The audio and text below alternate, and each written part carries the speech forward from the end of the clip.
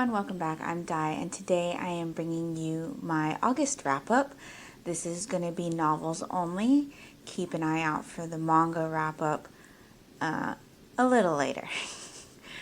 So, in August, I only ended up reading 3 novels, so that kind of puts me not on track to read my 52 novels, but I was also doing the Manga Spartan Challenge, so that took up a lot of my reading time. I did end up reading quite a bit if you include all the manga, but as far as novels go, there are only 3. So yeah, let's just get into it. The first book I read was Shark Island by Chris Jameson. This I started reading for Shark Week at the end of July. I really enjoy documentaries about sharks. I don't have cable, so I'm unable to watch the Shark Week programs. However, I do watch what's available on Hulu and Netflix or Amazon Prime Video. I do keep an eye out for those types of documentaries. Anyway, I thought this year that I would dig into this book because I did buy it a couple years ago, but I was reading the Meg series by Steve Alton at the time, and I didn't want to read 2 shark books at the same time, so I kind of put this one off on the back burner. But now that I'm kind of removed from the Meg series, it's been a while since I read the last installment of that, I decided to go ahead and give this one a go. It follows a shark attack victim named Naomi Cardiff. The book starts out with her shark attack, and it is very graphic. So right now, right off the bat, I'm going to tell you, if that type of thing is not your thing and it makes you queasy, give this book a pass. But anyway, it follows her in the aftermath of her shark attack, and she joins a scientific research group who is working on an experiment to try to lure the sharks from Cape Cod, which have been increasing in frequency, to another area where there's less population. And she's kind of started studying to become a journalist. She joins their crew as not like a victim per se, but as someone who's documenting their experiment. And I think you know where this is going to go. The experiment goes horribly wrong, and in the middle of a major storm, no less. This book was everything I was looking for in a Shark Week read. It was gruesome. The body count is very high. This is not something that I would normally watch in the theater or on television, but it's definitely something that I could read. I did enjoy this author's writing style. There are other books that he's written that are also about sharks, and I believe shark attacks. They're not listed as a series on Goodreads, but I suppose it might be because it doesn't follow any of the same characters. But I do have another book that he's written, again, about sharks, and I'm really looking forward to getting into it. I ended up giving this one 4 stars. I really enjoyed it. Like I said, it was everything I was looking for in a Shark Week read. And if shark attacks, reading about them, doesn't affect you too badly, and you're okay with gruesome imagery, definitely give this one a shot. The next book I read was one of my most anticipated reads for the year. It is the second book in the World of Others series by Anne Bishop. This one's called Wild Country. This series is a spin-off series to her Others series that follows a main character throughout 5 books. This spin-off series so far has not followed a central main character. This particular installment follows a female officer who's looking to get away from the stigma of being a female officer.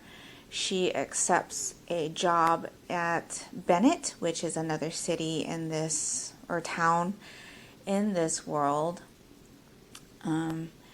And trouble's coming to the town. They are just not aware of it. Again, it's a mystery, which all of these books do contain some sort of mystery element to them, which is something that I really enjoy. In this particular one, there is a group of humans who think, again, we've seen this before in the previous series, but they think that they can just take over the town from the others, or the supernatural creatures that now inhabit Bennett, and work with the elders, who are more ancient species, to keep harmony in the land and between the species. And this group of humans seems to think that they can come in and just take over. There is a newcomer also to the town who happens to be a relative of one of the group that's planning on trying to take over, but she is actually trying to hide from them. She doesn't have a good relationship with them, and she broke off from their family because of it. And so that also throws in a little bit of an interesting element to this story. But yeah, I definitely enjoy this series. Not as much as I enjoyed the others, though, and I think it's because the series doesn't follow a central main character. I really liked the continuity that the previous series provided. It really gave you the opportunity to connect with the characters. And while some of the others' characters continue from book to book, the main story of the novels in this spin-off series do not follow a central main character. So I think that's part of the reason why my enjoyment is not as high for this spin-off series as it was for the others. Nonetheless, I do still really enjoy this series. I enjoy learning about the other creatures. We do get glimpses of characters that we met in the other series. Also, this particular book overlaps with events that occur in the last book of the other series. So for a little while there, I got quite a bit confused when that scene came up, because I thought we were getting more story time with our previous characters, but it actually turned out to be an overlap of events that had occurred already. So though that was enjoyable, it was a little bit confusing. I also think that this book would have worked better if it was the first book in this spin-off series as opposed to being the second, because events overlap from the last book in the other series. And in this one, I think the continuity would have been better had we had this one before Lake Silence. That being said, I still really enjoyed this one. I definitely like seeing how relationships are tested and how the others and the humans who work with them try to keep the peace and find ways to coexist with each other.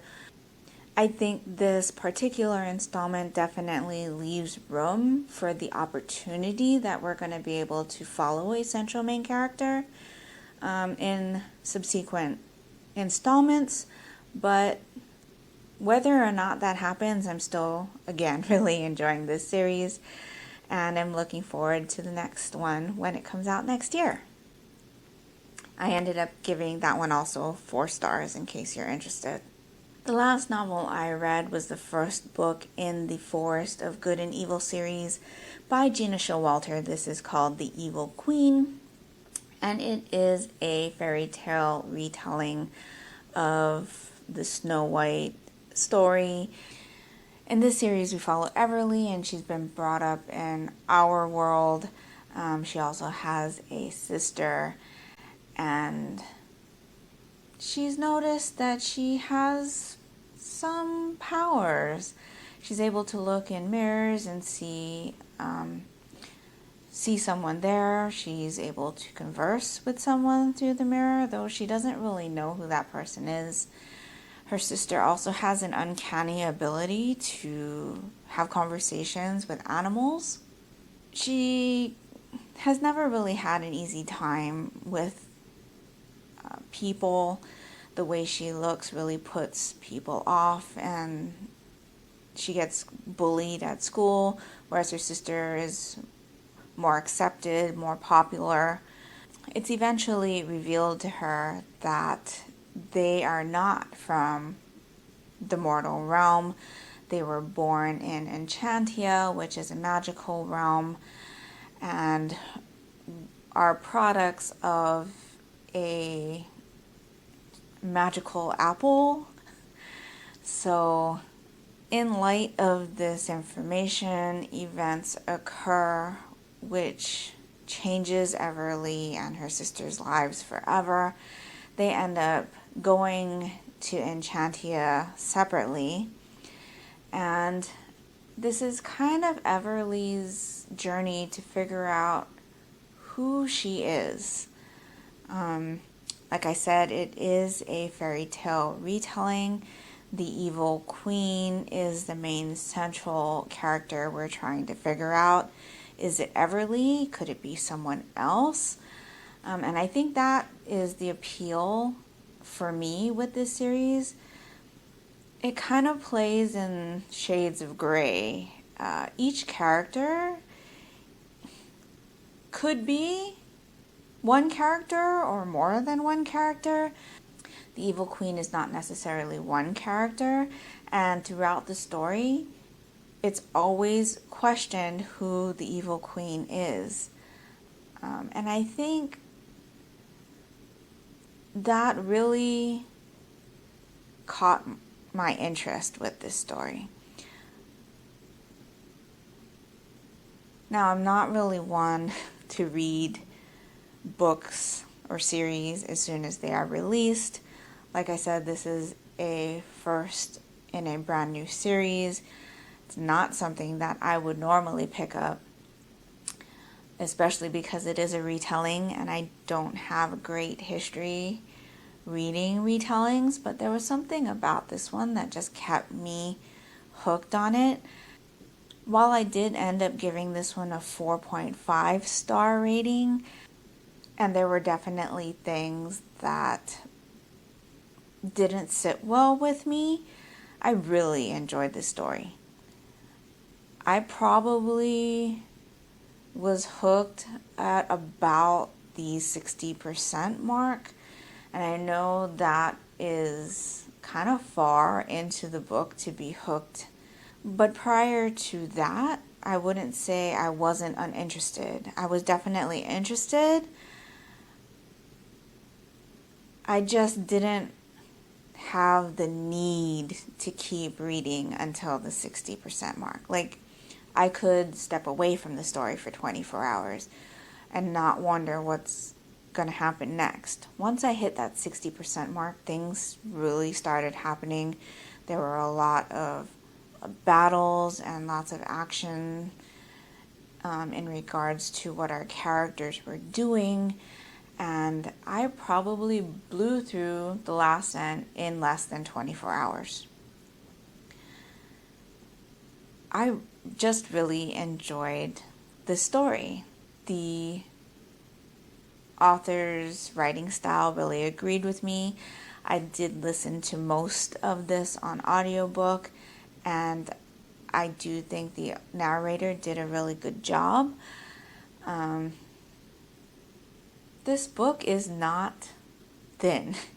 It's over 500 pages, and even though it is that long, it didn't feel that long to me. Again, I don't enjoy reading series as they are releasing because, as I've mentioned before, the time that it takes for the sequels to come out, usually by the time the sequel comes out, I forget what happened in the previous book, usually, which makes me need to reread it. However, I don't think that's going to be an issue with this one. And this installment did not leave off on a cliffhanger ending. I mean, obviously, it leaves it open. There are things that are hanging over. However, the ending was satisfying enough for me where I'm not having that real tug to know, okay, how are things going to get resolved as far as this? Or, oh my gosh, I really need to know what happens next. There was a definite end, and one that I'm comfortable with.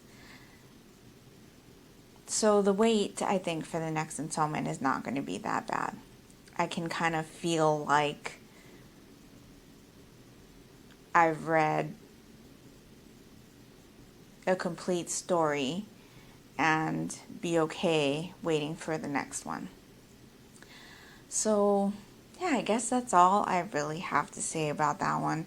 I really, really enjoyed it, and I'm looking forward to not only the next installment in this series, but reading more from this author.